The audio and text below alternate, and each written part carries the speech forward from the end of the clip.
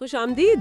آج ہم ایک بہت ہی اہم موضوع پر گفتگو کرنے جا رہے ہیں، نہج البلاغہ کے مختصر اقوال، خاص طور پر قول نمبر 21 سے 40 تک، اور اس میں ہماری رہنمائی کریں گی پروفیسر ڈاکٹر احمد علی بروہی کی تحقیق۔ ہمارے پاس ڈاکٹر بروہی صاحب کے نوٹس اور ان کی تشریحات موجود ہیں، تو کوشش یہ ہوگی کہ ان حکمت بھرے اقوال کی گہرائی کو سمجھیں اور دیکھیں کہ آج یہ ہماری زندگیوں میں کیسے اہم ہے۔ ٹھیک ہے، آئیے پھر اس پر بات شروع کرتے ہیں۔ جی بالکل، نہج البلاغہ تو ویسے ہی فصاحت و بلاغت اور حکمت کا ایک سمندر ہے، اور یہ جو مختصر اقوال ہیں جنہیں حکم کہتے ہیں، یہ تو گویا دریا کو کوزے میں بند کرنے والی بات ہے۔ ان کی خاص بات ان کی آفاقیت ہے، ہر زمانے کے لیے، اور پروفیسر بروہی صاحب نے جو کام کیا ہے ان کی تشریح کر کے وہ واقعی قابل تعریف ہے، اس سے سمجھنے میں بہت آسانی ہوتی ہے۔ تو گفتگو کا آغاز کرتے ہیں زبان کی طاقت سے۔ قول نمبر 21 ہے، المرء مخبوء تحت لسانہ، یعنی آدمی اپنی زبان کے نیچے چھپا ہوتا ہے۔ ڈاکٹر بروہی اس پر لکھتے ہیں، بے احتیاطی سے استعمال کی گئی زبان ذہن کو بے نقاب کر دیتی ہے۔ یہ بات بظاہر سادہ لگتی ہے، لیکن کیا واقعی ایسا ہے؟ کیا الفاظ ہی انسان کی اصل پہچان ہے؟ بہت گہرا سوال ہے۔ دیکھیں، بڑی حد تک تو یہ بات درست ہے۔ گفتگو جو ہے نا، وہ انسان کے اندر کا عکس ہوتی ہے۔ الفاظ کا چناؤ، لہجہ، خیالات کا انداز، یہ سب کچھ بتاتا ہے کہ انسان کی سوچ کیسی ہے، تربیت کیسی ہے، کردار کیسا ہے۔ اچھا، اور اسی سے جڑا ہوا ہے قول نمبر 22، لسان العاقل وراء قلبہ وقلب الاحمق وراء لسانہ، یعنی عقل مند کی زبان دل کے پیچھے اور احمق کا دل زبان کے پیچھے۔ مطلب عقل مند پہلے تولتا ہے پھر بولتا ہے، اور احمق پہلے بول دیتا ہے، سوچتا بعد میں ہے، یا شاید سوچتا ہی نہیں۔ اس کے جذبات اور خیالات فوراً زبان پر آ جاتے ہیں بغیر کسی روک ٹوک کے۔ ڈاکٹر بروہی نے بھی یہی کہا نا کہ عقل مند اپنے الفاظ کا مالک ہے، احمق غلام۔ یہ بات تو آج کل بہت اہم ہو گئی ہے، خاص طور پر آن لائن دنیا میں، جہاں لوگ اپنی ایک خاص امیج بنانے کی کوشش کرتے ہیں۔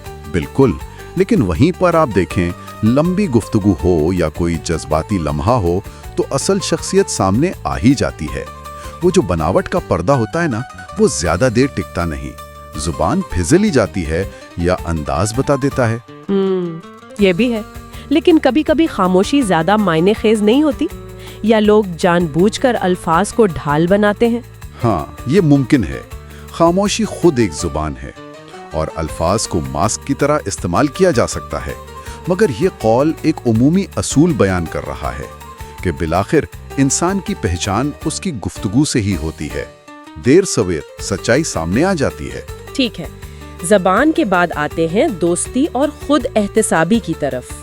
قول نمبر 23، الصدیق من صدقک لا من صدقک، دوست وہ ہے جو تم سے سچ کہے، نہ کہ وہ جو صرف تمہاری تصدیق کرے۔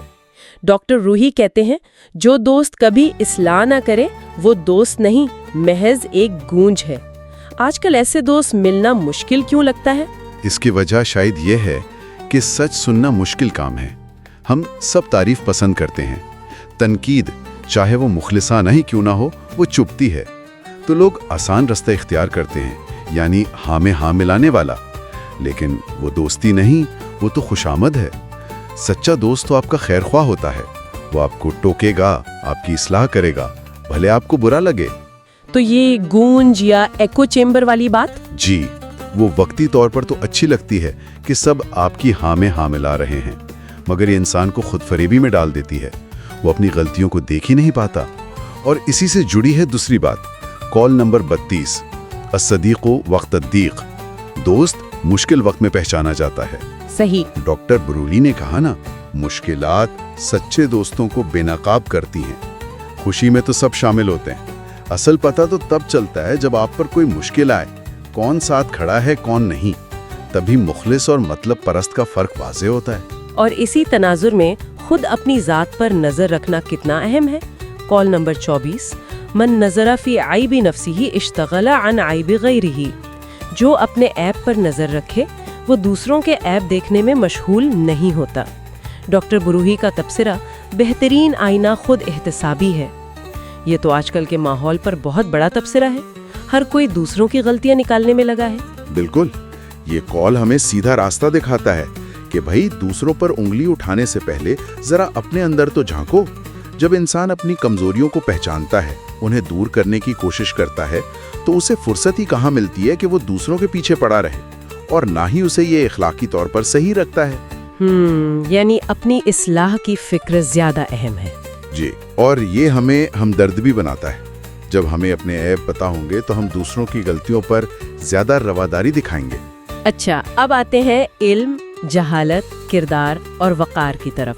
قول نمبر 26، المرء بِأَدَبِهِ لا بِحَسَبِهِ، آدمی ادب سے پہچانا جاتا ہے، حسب نسب سے نہیں۔ ڈاکٹر بروہی کہتے ہیں ایک نیک عمل نیک نام پر بھاری پڑتا ہے۔ یہ تو اسلام کی بنیادی تعلیم ہے، اور انسانیت کا بھی یہی تقاضا ہے۔ اصل چیز انسان کا اپنا کردار ہے، اس کا اخلاق، اس کا علم، اس کا عمل۔ وہ کس خاندان سے ہے، یہ ثانوی چیز ہے۔ قرآن میں بھی یہی ہے نا، اللہ کے نزدیک عزت والا وہ ہے جو متقی ہے۔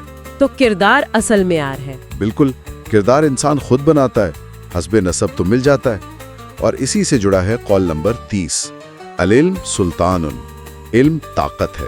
ڈاکٹر بروہی کے الفاظ میں طاقت کا تاج علم ہے۔ علم آپ کو سمجھ دیتا ہے، شعور دیتا ہے، یہی اصل طاقت ہے۔ لیکن علم تو خطرناک بھی ہو سکتا ہے اگر غلط استعمال ہو۔ بہت اہم نقطہ ہے۔ جی ہاں، علم ایک آلہ ہے، اس کا استعمال انسان کی نیت اور کردار پر ہے۔ اسی لیے علم کے ساتھ اچھے کردار یعنی ادب کی بات پہلے کی گئی قول نمبر 26 میں۔ علم بغیر اچھے اخلاق کے تباہی بھی لا سکتا ہے، اور دوسری طرف جہالت کی شدید مذمت کی گئی ہے۔ جی، جیسے قول نمبر 27، جاہل اپنا دشمن خود ہے۔ بالکل، اور قول نمبر 34، جہالت تمام برائیوں کی ماں ہے۔ ڈاکٹر بروہی نے کہا اندر کی جہالت سے زیادہ مہلک کوئی دشمن نہیں، اور جہالت ہر زہر کی جڑ ہے۔ جہالت صرف لا علمی نہیں، یہ تنگ نظری ہے، تعصب ہے، ہٹ درمی ہے۔ اسی سے سارے فساد پیدا ہوتے ہیں۔ تو اس کا علاج کیا ہے؟ علاج علم اور حکمت کا حصول ہے۔ قول نمبر 33، الحکمت دالۃ المومن، حکمت مومن کی گمشدہ میراث ہے، جہاں سے ملے لے لو۔ یعنی تعصب نہیں کرنا چاہیے کہ علم کہاں سے آ رہا ہے۔ بالکل، ڈاکٹر بروہی نے بھی یہی لکھا کہ سچائی آفاقی ہے، جہاں سے بھی ملے اسے لے لو۔ کھلے ذہن سے عاجزی کے ساتھ علم حاصل کرنا چاہیے، یہی جہالت کا بہترین علاج ہے۔ مگر صرف معلومات جمع کرنا نہیں، بلکہ اس کو سمجھنا، پرکھنا اور صحیح استعمال کرنا، یعنی حکمت تک پہنچنا اصل مقصد ہے۔ صحیح۔ اب ذرا معاشی پہلوؤں پر بات کرتے ہیں۔ دولت، غربت، حرص، قناعت۔ قول نمبر 25 بہت دلچسپ ہے، الغنا فی الغربتی وطنن اور الفقر فی الوطنی غربتن۔ پردیس میں دولت وطن ہے اور وطن میں غربت پردیس ہے۔ ڈاکٹر بروہی کا تبصرہ، جس کے پاس روٹی ہے وہ کہیں بھی ہو گھر پر ہے۔ اس کا مطلب ہے کہ وطن کا احساس پیسے اور عزت سے جڑا ہے، زمین سے کم۔ ہاں، یہ ایک تلخ حقیقت کی طرف اشارہ ہے۔ جب انسان معاشی طور پر مستحکم ہوتا ہے، اسے عزت ملتی ہے، تو وہ پردیس میں بھی اپنائیت محسوس کر سکتا ہے۔ لیکن اگر اپنے ہی وطن میں وہ غریب ہو، بے عزت ہو، تو وہ خود کو اجنبی محسوس کرتا ہے۔ غربت صرف پیسے کی کمی نہیں، یہ انسان سے اس کا وقار، اس کا سماجی تعلق چھین لیتی ہے، اسے اپنے ہی گھر میں بیگانہ بنا دیتی ہے۔ یہ تو آج کل بہت نظر آتا ہے، لوگ باہر جا رہے ہیں بہتر زندگی کے لیے۔ جی بالکل، اسی کی عملی شکل ہے۔ اور پھر حرص اور قناعت کا ذکر ہے۔ قول 35، الحرص مذلۃ، حرص ذلت ہے۔ اور قول 36، الرضا بالقلیل عز، تھوڑے پر قناعت عزت ہے۔ ڈاکٹر بروہی کہتے ہیں لالچی اپنی عزت سستے داموں بیچتا ہے، اور اصل دولت کم ضرورت محسوس کرنا ہے۔ یہ تو آج کی کنزیومرسٹ سوسائٹی کے بالکل الٹ بات ہے۔ بالکل الٹ۔ آج تو زیادہ سے زیادہ کی دوڑ لگی ہے۔ حرص یعنی یہ نہ ختم ہونے والی خواہش انسان کو اپنا غلام بنا لیتی ہے۔ وہ پیسے کے پیچھے بھاگتا ہے، بعض اوقات غلط طریقوں سے بھی، اور اپنی عزت گنوا بیٹھتا ہے۔ اس کے مقابلے میں قناعت ہے، یعنی جو میسر ہے اس پر شکر کرنا، صبر کرنا۔ کیا قناعت کا مطلب کوشش چھوڑ دینا ہے؟ نہیں، ہرگز نہیں۔ قناعت کا مطلب ہے حلال کمانا اور جو ملے اس پر راضی رہنا، ہوس نہ کرنا۔ اس سے انسان کو ذہنی سکون ملتا ہے، وہ دنیا کا غلام نہیں بنتا بلکہ آزاد رہتا ہے۔ اسے حقیقی عزت ملتی ہے کیونکہ وہ دوسروں کا محتاج نہیں رہتا۔ یہ اصل میں ضرورتیں کم کر کے خوش رہنے کا طریقہ ہے۔ آج کل وہ منیملزم کی بات ہوتی ہے، یہ کچھ ویسا ہی ہے؟ کچھ، لیکن قناعت میں ایک روحانی پہلو بھی ہے، شکر کا، توکل کا۔ یہ صرف چیزیں کم کرنا نہیں بلکہ دل کو غنی کرنا ہے۔ اور آخر میں ایک بہت ہی بنیادی اصول، کال نمبر 40، العدل افضل السیاسات، انصاف بہترین حکمت عملی ہے۔ ڈاکٹر بروہی نے اس پر لکھا کہ کہیں بھی ہونے والی ناانصافی ہر جگہ انصاف کے لیے خطرہ ہے۔ یہ صرف اخلاقی بات ہے یا اس سے زیادہ کچھ؟ یہ اخلاق سے بڑھ کر ہے، یہ معاشرے اور ریاست کی بنیاد ہے۔ جہاں عدل ہوگا وہاں امن ہوگا، اعتماد ہوگا، ترقی ہوگی، لوگ نظام پر بھروسہ کریں گے، اور جہاں ناانصافی ہوگی وہاں بے چینی، مایوسی، انتشار ہوگا۔ ناانصافی صرف لوگوں کو تکلیف نہیں دیتی، یہ پورے سسٹم کو کمزور کر دیتی ہے، معیشت کو تباہ کرتی ہے، معاشرے کو توڑتی ہے۔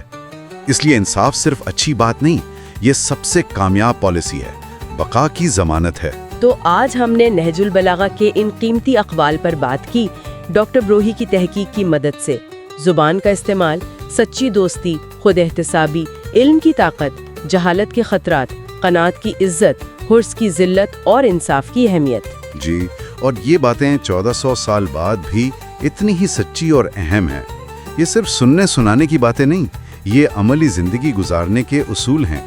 ان پر سوچنا اور عمل کرنا ہمیں بہتر انسان بنا سکتا ہے۔ اور جاتے جاتے ایک سوال شاید ہم سب کے لیے چھوڑنا چاہیے، کیا ہماری زندگیاں، ہماری ذاتی اور اجتماعی ترجیحات ان اصولوں کے مطابق ہیں یا ہم صرف وقتی فائدوں کے پیچھے بھاگ رہے ہیں؟ انصاف، علم اور اچھے کردار کو ہم واقعی کتنی اہمیت دیتے ہیں؟ یہ وہ سوال ہیں جن پر غور کرنا بہت ضروری ہے۔ اسی کے ساتھ آج کی گفتگو یہیں ختم کرتے ہیں۔